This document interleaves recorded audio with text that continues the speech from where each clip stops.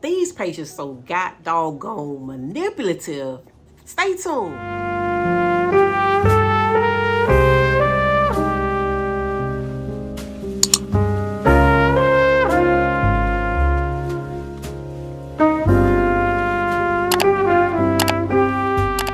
What's up, guys? Welcome to part 3 of Prison Nurse Practitioner.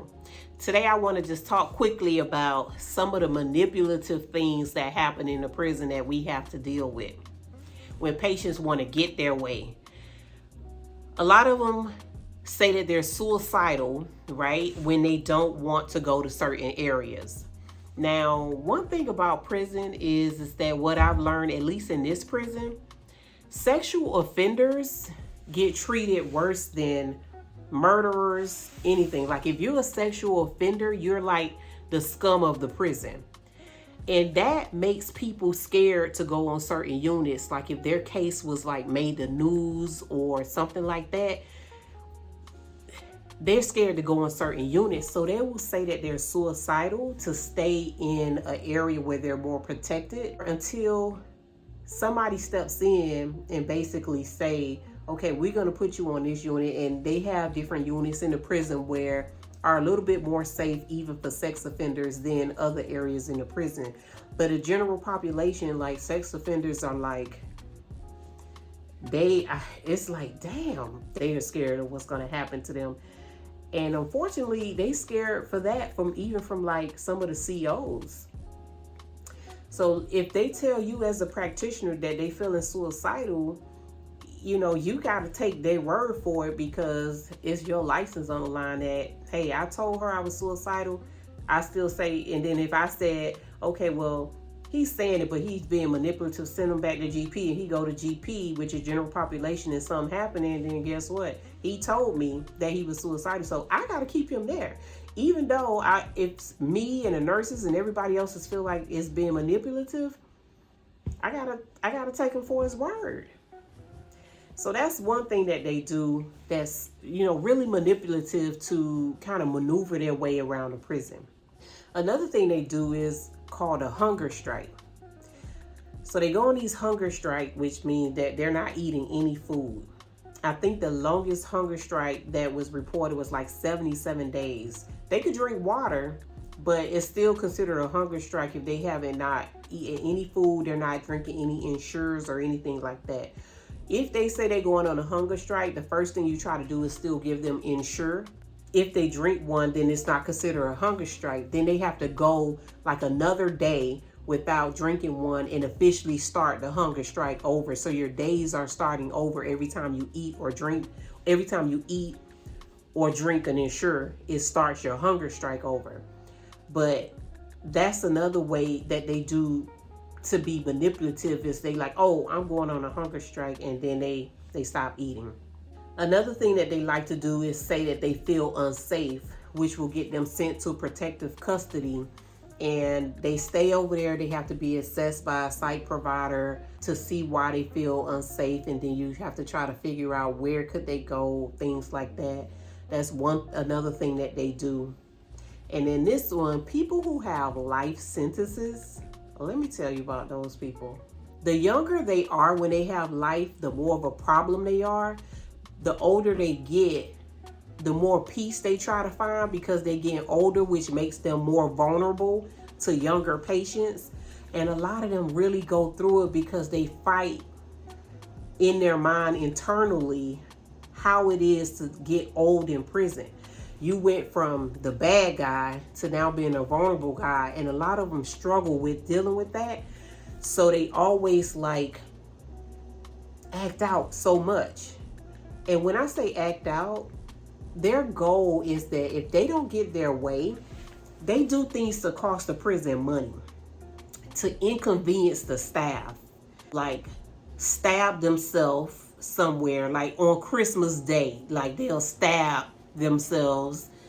You'll have to send staff out to the hospital with them, which makes the staffing at the prison short, which means that if the staffing short, like if you had to send 3 COs to take this patient to the emergency room, 2 have to stay there with him. So let's say you only had 6 on shift. So the different tiers that are there, you got to put them on lockdown. They can't be roaming about the tiers because we don't have enough staff. So they do things to inconvenience the staff as ways of just like, I can't do nothing else, so I'm gonna pay the system back for giving me life and for not giving me what I want. So let's do this. And they will do it every day. Like when they come back from the hospital, they'll do something else to get sent right back to the hospital. They also do these things called shit shakes. And it is when they poop, ejaculate, pee in a cup that they had from their dinner tray or something, and they put all those bodily fluids in the cup. And these people are usually people who are in the infirmary or like the lockdown area, so you really only talk to them through the tray slot. When you open the tray slot, they throw it on you. So you got shit shaked is what they call it. They really do that stuff in the prison, and like that gets you put on lockdown. It gets things taken away from you, but they don't care because they got life.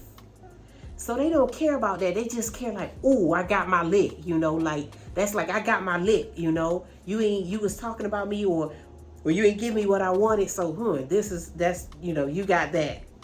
Or, oh, you won't give me this? All right, I'm gonna fix you. Stab themselves, and you got to take them to the hospital and make the staffing short. It's like, it's the craziest thing they do. And the ones who have life, they don't care what they say. One person said, like, it is my goal, to do this to a staff member. Like, they tell you the gruesome things that they want to do. And what are you going to do to them? They got life. You can't give them no more time. So they become essentially the most dangerous people in the prison because they have nothing to lose. They don't care about anything.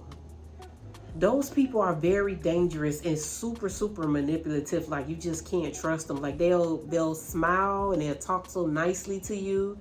Like, when I go talk to them people, like, I talk to them standing at the side of the door so that if they throw something like a shit shake out, that it doesn't directly get on me. Like, it just goes at an angle, because I'm like, sir or ma'am, this ain't gonna work. I'm a professional, but I got limits. Those are some interesting, manipulation tactics. Oh, they do this too. They always threaten to go higher up. One thing I can tell you about this prison that I'm working at, they encourage the prisoners like to write to the warden, to do everything. Like, if they feel like something is off, something is wrong, their needs aren't being met, they have rights as prisoners, and they know it because they get tablets in prisons through Canteen. And on those tablets, they could look up different things that are controlled by the prison. But one of the things I think is called like Lex's Law. And they look up law all day, so they know their rights. They exercise those rights to the fullest, especially the people who have life sentences. They call out policies to you by the number. I didn't read all the policies, but they know them. And they'll tell you, oh, you're new, go look at policies such and such and such and such and such, and you have to. That is a little difficult for me because sometimes it's bullying behavior. And it's not necessarily like something that they may have a right to, but it also involves a clinical decision by myself or other providers or clinicians. And yeah, the policy says it should be this, but in addition to my clinical decision, and my clinical decision doesn't support the policy, so it's null and void. So then you become the target of like hate. But overall, that's a small few percentage of people. It's definitely not the majority of the people in my area. Something else that they do too is fake symptoms. For some reason, people do not want to get out of prison. Some people like to stay in that secure psychiatric unit and they don't want to get out. And when you try to progress them forward through the tiers that I mentioned on a video before, when you try to progress them forward, they start doing things that you like, this is not real. One guy tried to do, like, pretend like he was catatonic, like he was stiffing his body up, like he couldn't move. And it's like, you watch him long enough, when he gets tired of doing it, he relaxes and then jumps right back into it. That he wouldn't do that if it was a true catatonic state. So they do all kind of little things for manipulation. They self-harm themselves, superficial wounds that, but they doing it, you know, so you have to take it all serious. But they do so much stuff, like to manipulate the system, to manipulate you as the provider, to manipulate the clinicians, to manipulate the nurses, and you just like, all right, I'm gonna put you on watch. You suicidal? You got a plan? Yeah, as soon as I get the opportunity, I'm gonna do it. Yeah, okay.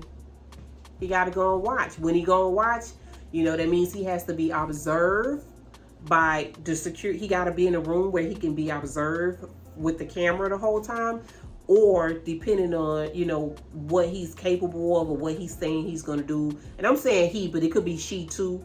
Then they have to have a one-on-one guard sitting in front of them. All of these things affect staffing, and it's some of their goal. Some of their goal is to throw staffing off, because they know that them requiring one-on-one, like, they don't care. They just want to inconvenience the system as a way to say that's the way they're fighting back. So prison nursing is still very interesting. I'm still learning a lot to bring back to you guys about it. I still enjoy it, despite, you know, some of the things that these people are capable of and will do if they have the opportunity. And yeah, I'm still learning and making money at the same time. It's Angel the Psych MP. Ciao.